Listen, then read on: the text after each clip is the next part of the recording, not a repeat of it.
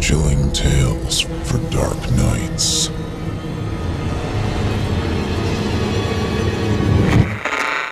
Want to make sure you never miss a Chilling Tales for Dark Nights video again? Be sure to subscribe and hit that bell to turn on notifications. Living in the town of Findlay, you hear a lot of urban legends. Scary stories and rumors, usually conjured up to convince the young kids to behave and not stay out past their bedtimes. As I understand it, it wasn't always this way. We moved to town 2 months ago in mid-August, and immediately it became apparent that Findlay took this time of year really seriously. Apparently it's coming up on 2 years, almost to the day, since a small string of seemingly random murders occurred here, all over the course of a week. All the flags in town are lowered to half-mast, and candles and flowers have been piled in front of a memorial to the victims in the town square. My mother and I haven't paid much mind. It's sad, sure, but we've just been busy trying to acclimate to our new surroundings.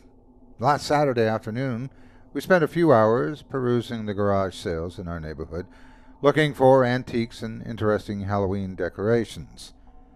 We came upon a yard that was rather sparse in their offerings. They had some cardboard boxes of books, a rack of old clothes, and an interesting-looking scarecrow sitting in a chair by the house. It had a sign tacked to its threadbare overalls, $5. Intrigued, I made my way over to it and was examining it with interest when a teenager approached me, also looking at the scarecrow. She seemed really nervous and wouldn't take her eyes off the thing. "Hi, do you live here?" I asked, gesturing to the house. "This is a really cool scarecrow, super vintage." She shook her head furiously. "No, I live down the street. I just wanted to... You're new here, right? New to town?" I nodded, a puzzled smile on my face. "Yeah, well, why?" You shouldn't buy that scarecrow. Okay? You should leave it be. Haven't you heard the story?" she said in a hushed voice. I glanced back at my mother, who was browsing through the boxes of books, sending her help-me eyes in case this girl was a little unhinged. No, what story?" She leaned in and proceeded to tell me the story that I've transcribed below to the best of my ability. The Murphy family prided themselves on a few important aspects of their modest, middle-class, Midwestern life. They rooted for their hometown football team even when they were playing awfully, which was most of the time. They insisted on eating dinner together as a family at least 5 nights per week, with no cell phones allowed at the table. And every year they constructed the best Halloween yard display in the entire town. It was something Jack's grandparents had begun with him and his siblings when they were still small, and he grew up knowing that he would show his own kids the joy of spending a month setting up fake coffins filled with rubber mummies and half-decomposed zombies.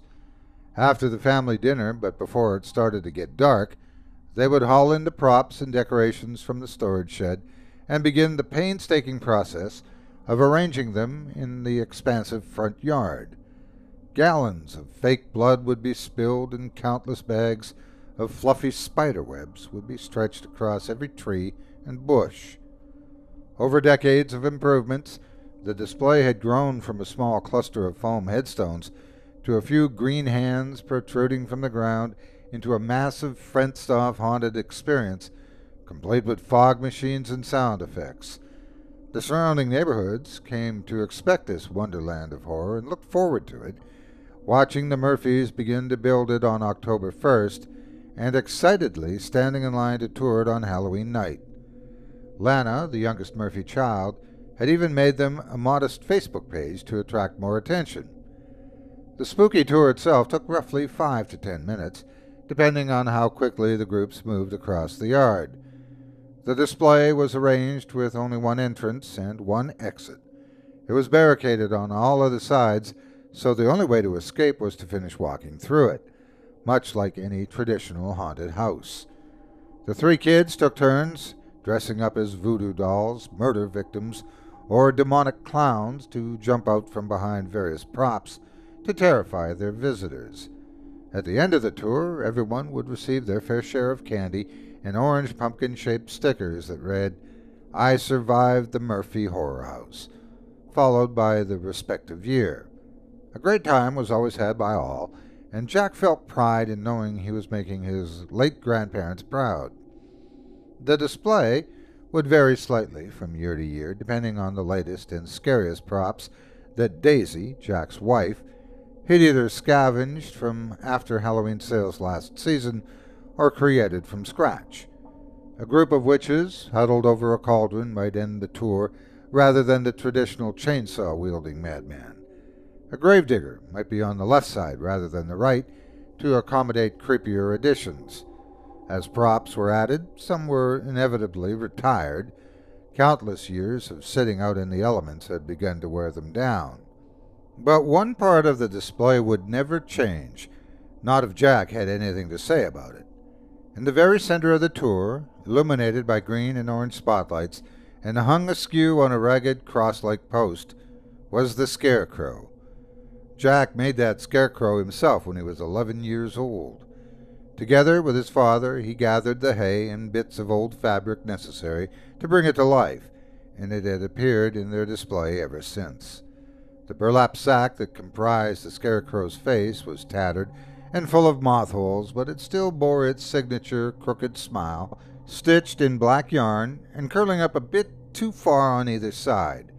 It wore an old straw hat, a denim work shirt that once belonged to his father, patched overalls, and a pair of dusty boots. Its hair was an unruly black wig that Jack's mother had found at a garage sale, sticking out from under its hat in all directions. And its eyes were painted on, dark red triangles sunken into its face. The Scarecrow was always the first to go up when the displayed construction began, and the last to come down in an almost ceremonial fashion. It was the centerpiece of the whole production, even if most of the trick-or-treaters didn't find it scary anymore. Not compared to the more modern, detailed props. Jack didn't care. The Scarecrow ruled over the yard like a king, reminding everyone of where the tradition began. That year, it was a week before Halloween, and the display was almost complete. Lana, Ryan, and Trevor had long since given up on decorating and were inside, busy arguing over who would get to dress up as Jason from Friday the 13th. Jack was doing what he always did as the big night drew closer, walking the whole display over and over, checking to see that everything worked and nothing should be tweaked. The sun had sunk below the horizon, and Daisy was calling him to come in, but Jack insisted on one last stroll with his flashlight in hand. Rolling her eyes at her obsessive husband, Daisy relented and retreated inside to stop her children from killing each other over a costume. Jack entered through the stone gate at the entrance to the tour and followed the path as it wound back and forth through the yard. Occasionally he would stop to scoot a rubber rat out of the walkway with his shoe, or arrange a bloody vampire so its eyes caught the light a bit better. In general, all seemed to be in order. The excitement of knowing it was almost showtime put a skip in Jack's step. He came around the corner to where the Scarecrow was set up, and at first he thought his eyes might be playing tricks on him in the dim light. The spotlights that usually illuminated the Scarecrow were turned off. That in itself was odd, as all the lights were on the same circuit, and the other lights were still blazing around him. Even in the shadowy darkness, it quickly became apparent that the wooden cross that held his old friend was empty. "Daisy!" Jack bellowed, spinning in circles and shining his flashlight every which way, as if to catch the thief. Daisy poked her head out of the front door. "You rang?" she replied with more exasperation than concern. "The Scarecrow. It's gone. Someone took it," Jack shouted. He was now sprinting toward the end of the maze, checking behind every grave and looking in the front and back of an old hearse. He was sure someone was still lurking inside the display, snickering at his distress. "I'm sure nobody took it, dear. You probably just left it somewhere," Daisy sighed. Jack ran up to her, panting from exertion. "You know it's the first thing I put up. I saw it less than 20 minutes ago. It was there the last time I walked the maze," he protested, still shining the flashlight around and behind the porch and into the still darkness of the yard. Nothing else seemed amiss. "It's just some neighborhood kids playing tricks on us. I'm sure they'll bring it back. We'll arm the alarm system tonight before bed," Daisy replied, taking her husband by the elbow and gingerly guiding him inside. She didn't completely understand his fixation with the scarecrow, but she hadn't seen him this upset in quite some time. "Okay," he said with a huff, clearly not placated. And that was what they did. The alarm system covered the entire front yard, from the end of the driveway and back to the house.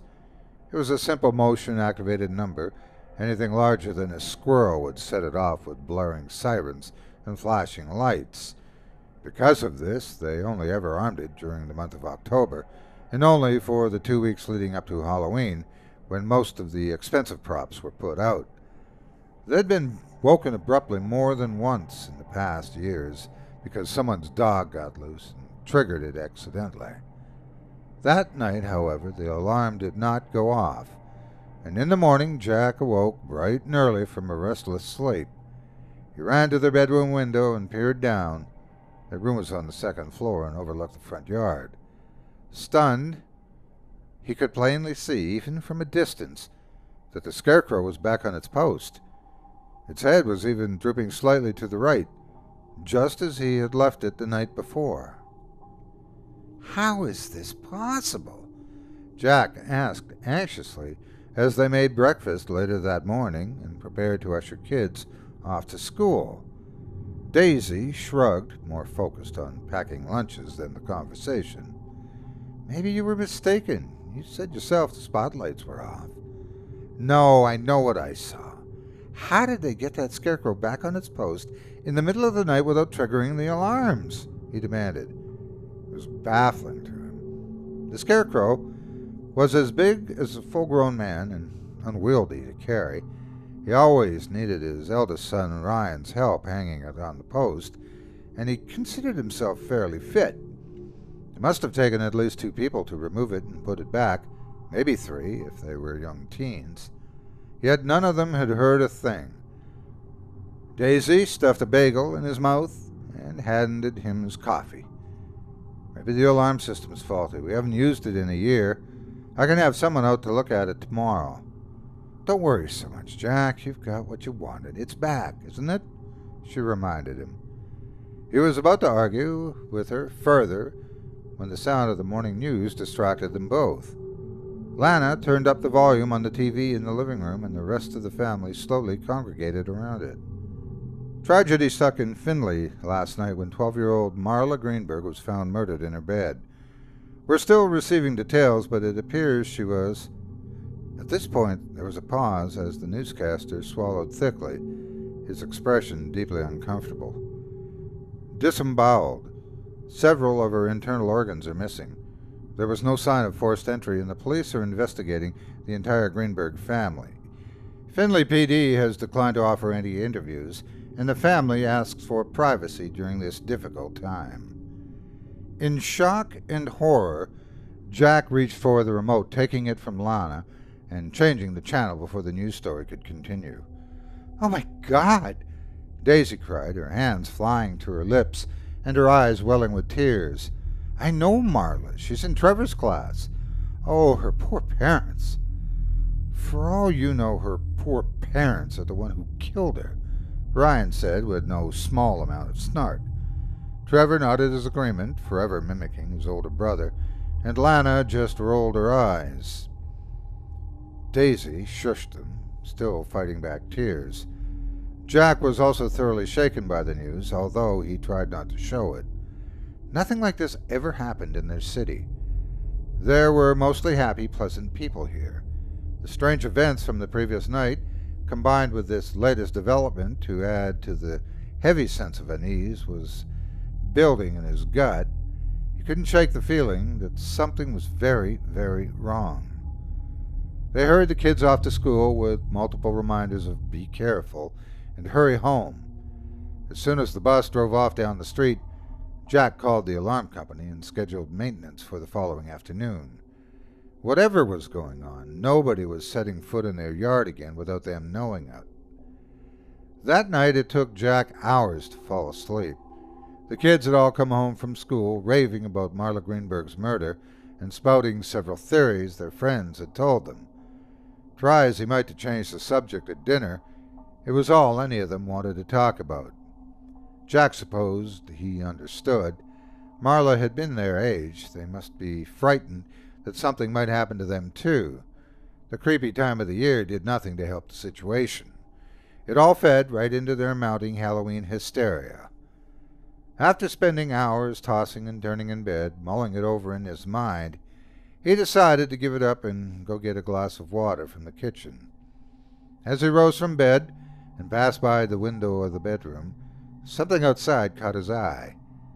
He hurried over and looked down into the yard, rubbing his eyes to make sure he was actually seeing what he thought he was seeing. The scarecrow was gone again. His hands gripped the windowsill tightly, his knuckles turning white. It was everything he could do to not wake Daisy. He knew she would write it off as another neighborhood prank, cite the broken alarm system as the culprit, and assure him it would be fixed the next day. The straps that held the scarecrow to its post were loose and waving gently in the nighttime breeze, and he could barely make out little bits of hay leading off in the direction of the exit. Part of him wanted to sit on the front porch with a baseball bat and wait for the intruders to return, in case they decided to steal other props from them. But something about the whole situation gave him pause. Why would they bring the scarecrow back only to steal it again? Were they just messing with him? What were they doing with it? It didn't feel right. Reluctantly, he retrieved his glass of water and tried to go back to sleep. But this time he cracked the window open a few inches to better hear what was going on in the yard. He slept facing it. Jack woke hours later to the sun streaming in and Daisy shaking him roughly by the shoulder. Bewildered, he blinked his sleepy eyes open and stared up at her face. She looked extremely pale, and she had clearly been crying. "Jack, it's happened again," she said quietly, her throat tight. "Come downstairs." Not fully awake and barely understanding what she meant, he got up and reached for his bathrobe. In his haste, he forgot to glance out the window. The TV was blaring when they entered the living room. The kids were poised in a semicircle around it, frozen in place like statues as they watched the news story unfold. In a shocking turn of events, a second murder has taken place in Findlay, roughly 24 hours after the first. The scene at 13-year-old Daniel LeBeau's bedside was equally grisly, according to Findlay PD. This time, the boy's heart and lungs were missing. Jack's own heart sunk into his stomach at these words. The image on the screen showed crime scene tape crisscrossing the LeBeau's front door as paramedics loaded a covered body into the back of an ambulance. Possibly most horrifying of all, they lived only 2 streets over from the Murphys. The Greenbergs, at least, lived on the other side of town. This was getting too close for comfort. Again, no sign of forced entry was found, and the police are now convinced that this is a work of an organized, highly stealthy, and sadistic killer. Findlay has decided to enforce a mandatory curfew of 9 p.m. for all children under 18 until the perpetrator has been brought into custody. Daisy switched the TV off this time. None of the kids cracked jokes or even moved a muscle. Lana was quietly crying and trying to hide it. "Dad, is someone going to kill us too?" Trevor asked, his eyes wide, craning his head up to look at his father. Jack put a firm hand on the boy's head. "No, Trev. I would never let anything happen to you guys." "Jack, maybe we should keep them home from school today," Daisy said weakly. She looked like she might pass out. Jack shook his head. "No, we don't put our lives on hold because Some psycho is trying to scare everyone. That's just letting him win. The police are doing their job. We need to do ours. Guys, do you want to stay home? 3 heads shook slowly from side to side. Most likely, they'd feel safer in a school surrounded by plenty of adults and security supervision, not to mention all of their friends. Okay, then let's get ready. No sooner had the words left his mouth than he thought he caught movement in his peripheral vision. Something was outside. He approached the picture window that faced the front yard and pushed the curtains further apart, expecting to see a bird or someone walking their dog. Everything was perfectly still in the Halloween display. Everything was as it should be. The scarecrow, he was no longer surprised to see, was once again back on its post, smiling merrily in the morning mist. Later that day, as the alarm system repairman wandered around the property, checking on all the motion sensors and wiring, Jack took another stroll through the display and came to a stop in front of the scarecrow. He stared up at it, hands on his hips, brow furrowed deeply in thought. He'd taken the day off work to be there when the maintenance guy came, and was spending the time trying to logically work through what could be happening on his property. He hadn't yet told Daisy about the Scarecrow's latest disappearing act. He wanted to solve the puzzle on his own, and he knew her answer would be, it was just a dream. If the alarm system had been broken for the last 2 days, he supposed it was possible that a few older kids had snuck into the yard and moved the Scarecrow. They must have moved quickly, especially last night. It disappeared and reappeared again within the span of, at most, 3 hours by his estimation. Odd that even with the window open he didn't hear them working. The straps that held its arms and waist to the post were literally nailed into the wood, so they would have needed to pull out the nails and then replace them afterward. How could they have not heard the sound of someone hammering? He walked a bit closer to the Scarecrow, examining it. Something was off about it. He could see it now that he was up close. It seemed fuller than it usually was. Over many years, straw and stuffing had fallen out of its torso and limbs, and the kids had diligently packed it back in every other season or so. But even with occasional fixes, it was always rather slim. Now its chest and stomach seemed robust, as if it had been generously restuffed. He almost chuckled to himself. What was really he suggesting here? That some kids were stealing a Scarecrow to, refill it? Make it look nicer? It was a ridiculous notion. Daisy, or someone, had obviously come out and stuffed it a bit more last night before they went to bed. Sighing, Jack gave the old Scarecrow a pat in the leg and went to meet the alarm company guys at the other end of the yard. They were finishing up their assessment. Mr. Murphy," the lead worker said. He was scratching his head as he handed Jack a clipboard with some data and forms to sign. "Strangest thing. As far as we can tell, your alarm system is in perfect working order." Jack froze, pen in hand. "What do you mean?" "I mean it works just fine and always has. We can test it and show you." "Yes, please do."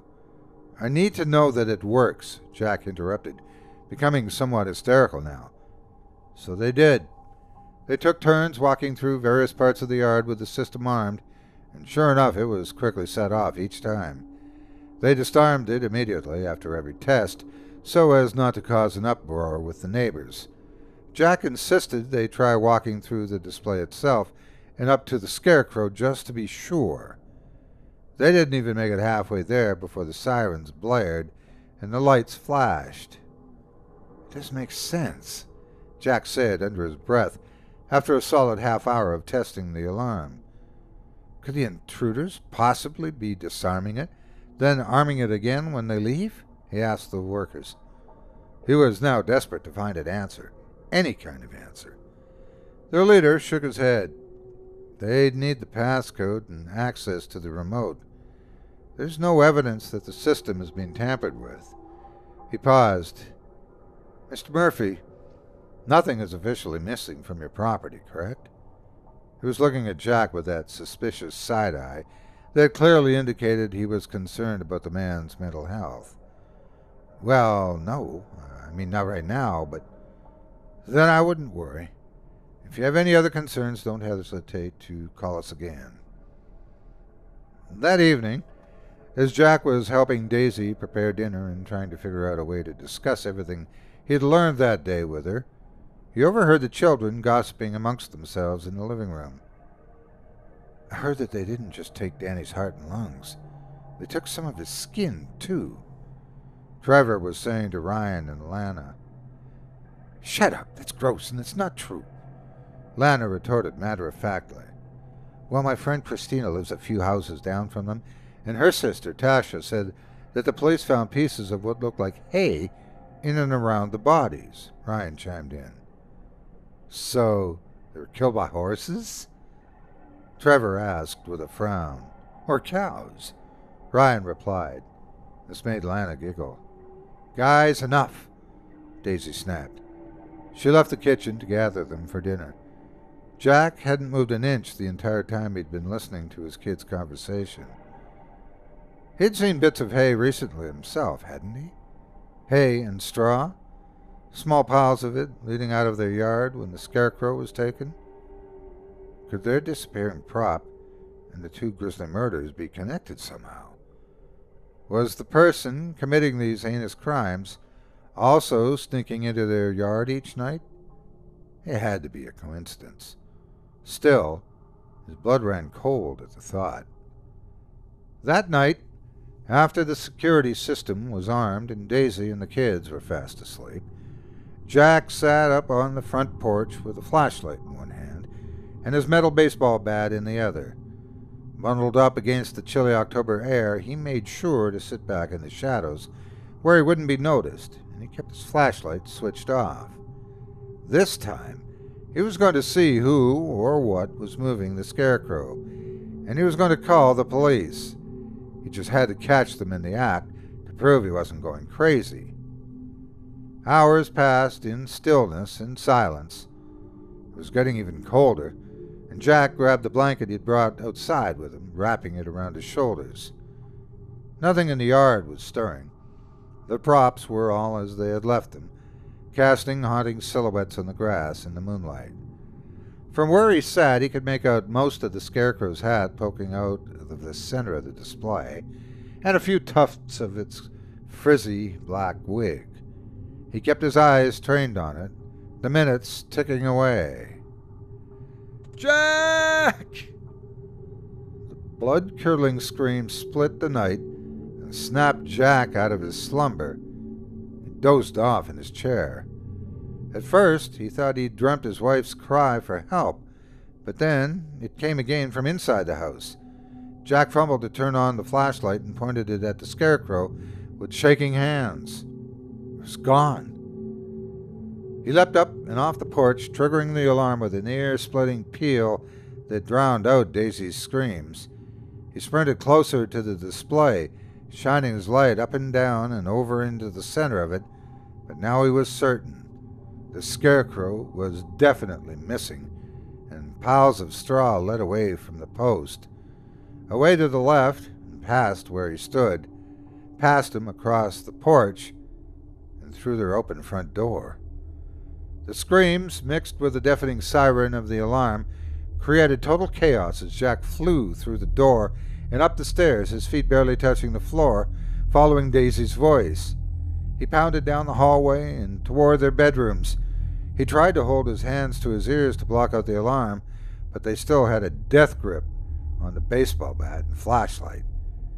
He wasn't sure, but he thought her cries were coming from Trevor's room.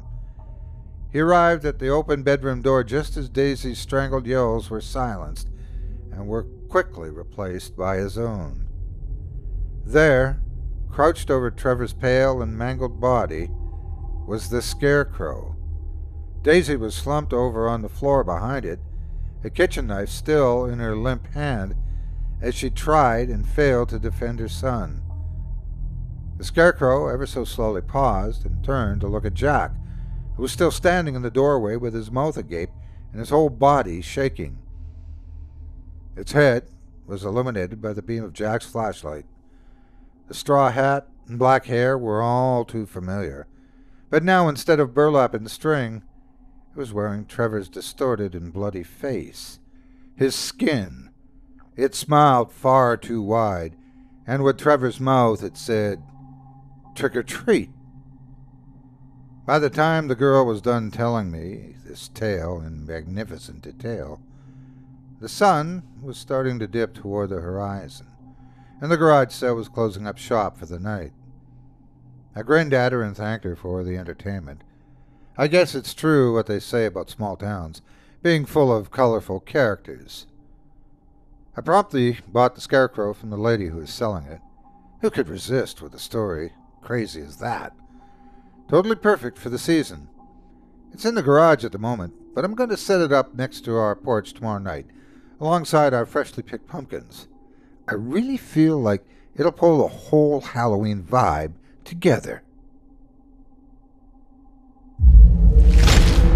Chilling tales for dark nights.